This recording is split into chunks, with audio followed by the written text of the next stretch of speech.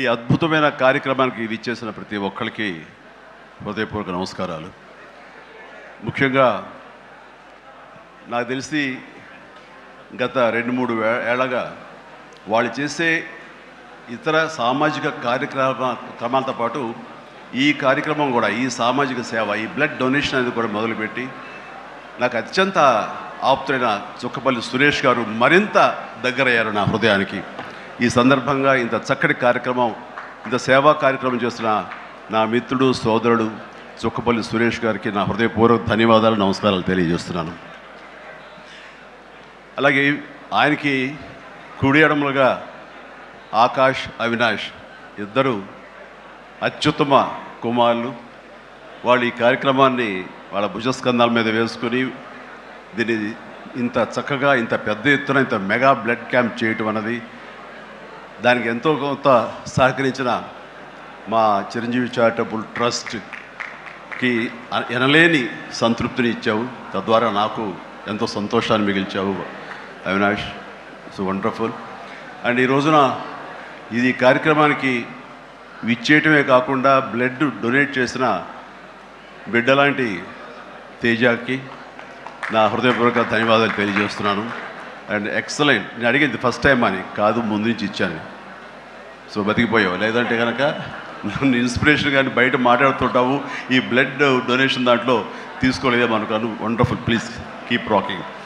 And ఇక్కడ ఇచ్చేసినటువంటి సంయుక్త గారికి, అలాగే Chiranjeevi charitable trust chief medical officer doctor Madhavi, నా చెల్లి, తనకి, అండ్ ఈ కార్యక్రమాన్ని ఇంత బాగా నిర్వర్తించడానికి పరోక్షంగా ప్రతి పురుషుడు వెనక ఒక స్త్రీ ఉండాలి, దానికి మిసెస్ సురేష్ గారికి, వారి ఇతర సిబ్బందికి నా హృదయపూర్వక ధన్యవాదాలు తెలియజేస్తూ, మరీ ముఖ్యంగా ఈ రోజు నేను మెన్షన్ చేయాల్సింది, ఇక్కడ ఈ కార్యక్రమానికి విచ్చేసి దాదాపుగా 1000 మంది సాయంత్రం లోపల బ్లడ్ డొనేట్ చేస్తుంటే రక్తదాతలకి నేను మరీ మరీ మరీ శిరస్సు వంచి నమస్కరిస్తున్నాను.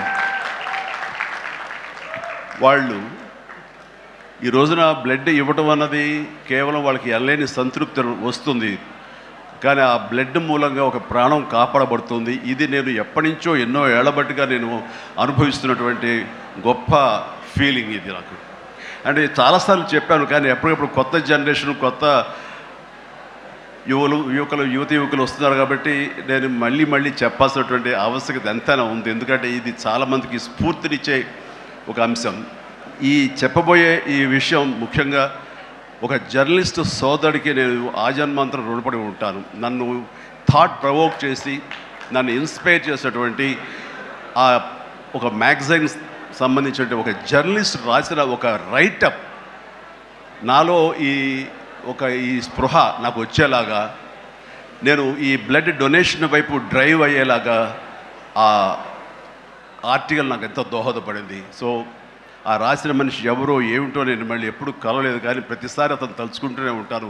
ఈ సందర్భం కూడా అతనికి నా హృదయపూర్వక ధన్యవాదాలు తెలియజేస్తాను ఆ జర్నలిస్ట్ సోదరుడికి. ఎందుకంటే మా అందరికీ సేవ చేయాలని ఉంటుంది, కానీ ఎలా చేయాలో తెలియనటువంటి ఒక డోలాయమాన పరిస్థితితో లేదా తొయ్యుకో ఉన్నప్పుడు మీలాంటి వాళ్ళు మాకు ఆ స్ఫూర్తినిచ్చి మాకు డ్రైవ్ చేస్తే కనుక నిజంగా అది పెద్ద మీరు సహాయం చేసినట్లు. అలాగా ఒక 27 సంవత్సరాల క్రితం బ్లడ్ దొరకక అనేక మంది ప్రాణాలు కోల్పోతున్నారు. అది ప్రసవ సమయంలో కానివ్వండి, అయితే ఈ యాక్సిడెంట్ సమయంలో కానివ్వండి, అలాగే తలసీమ వ్యాధిగ్రస్తులు కానివ్వండి, క్యాన్సర్ పేషెంట్స్ కానివ్వండి, ఇలాగ రకరకాల వ్యాధిగ్రస్తులు చనిపోతున్నారు అని తెలిసిన తర్వాత బ్లడ్ దొరకదా, బ్లడ్ ఇవ్వరా, ఎంతమంది ఉన్నారు, ఎందుకు ఇవ్వలేరు అన్న థాటు నన్ను ఎప్పుడు తొలుస్తూ ఉండేదన్నమాట.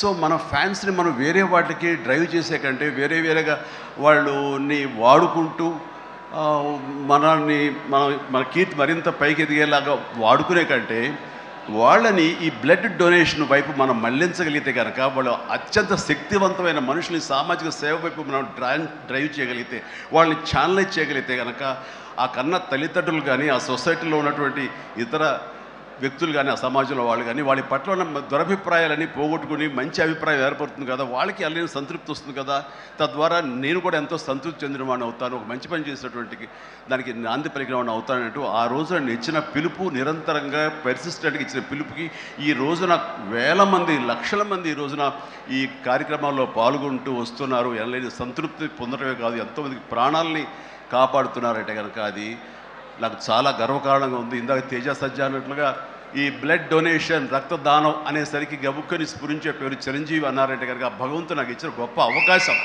ఇలాగా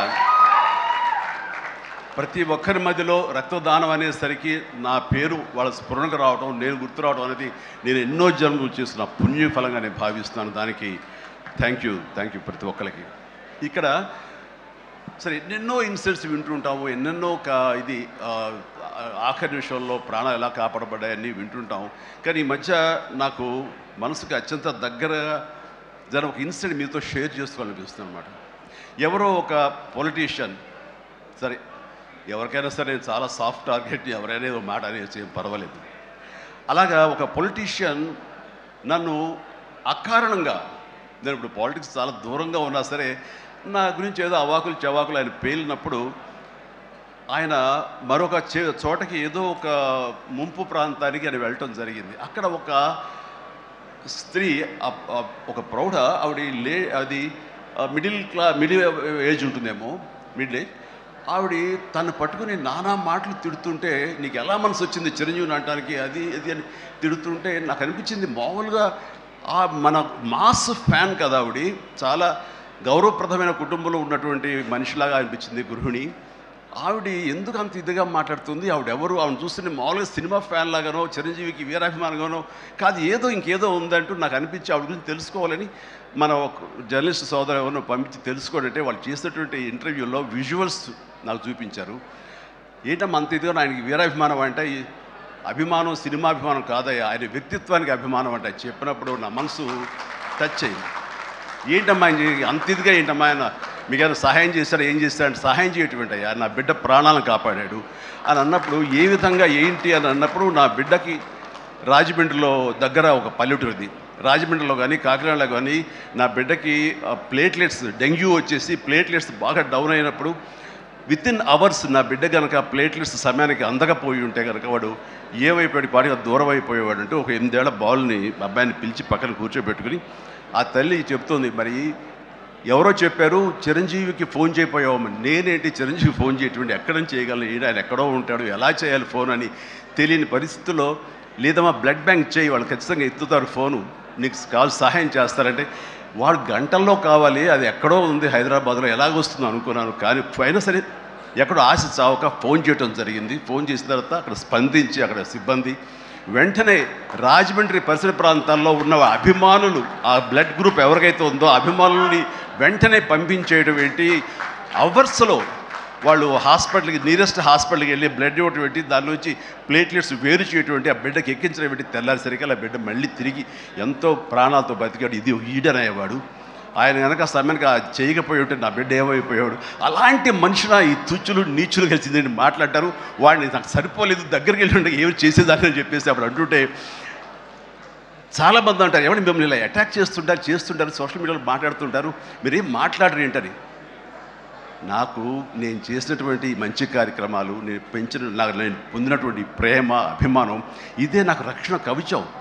నేను మాట్లాడక్కర్లా, నేను చేసుకున్న మంచి మాట్లాడుతున్నట్టు నేను అలాగే అంటుంటాను, ఇది సత్యం.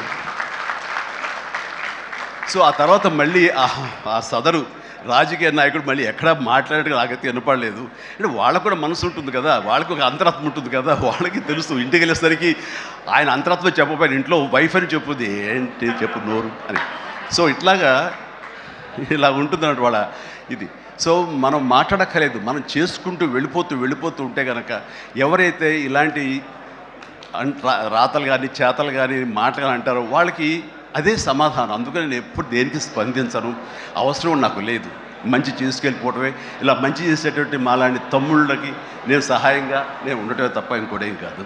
అండ్ అనుకూలమైన ఇక థ్యాంక్ యూ. అండ్ ఈ రోజున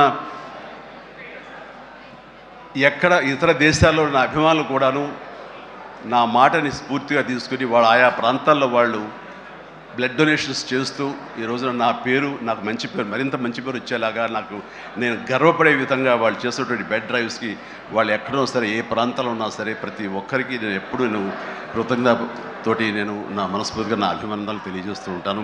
నాకు ఈ అవకాశం ఇచ్చారు ఇక్కడికి రావడానికి మా బ్రదర్కి.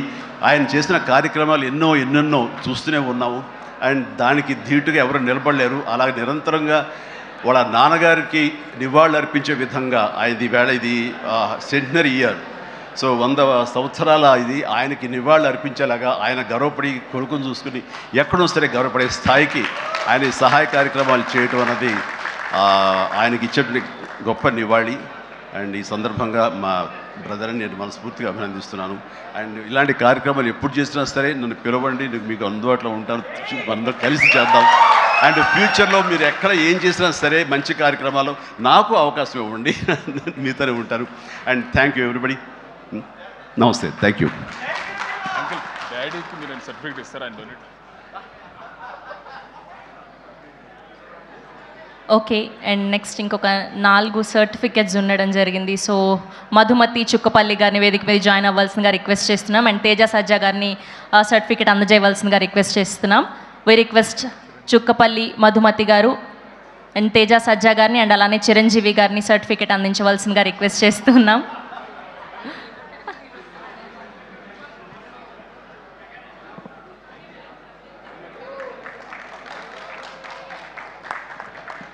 అండ్ నెక్స్ట్ చుక్కపల్లి ఆకాష్ గారిని వేదిక మీద జాయిన్ అవ్వాల్సిందిగా రిక్వెస్ట్ చేస్తున్నాం.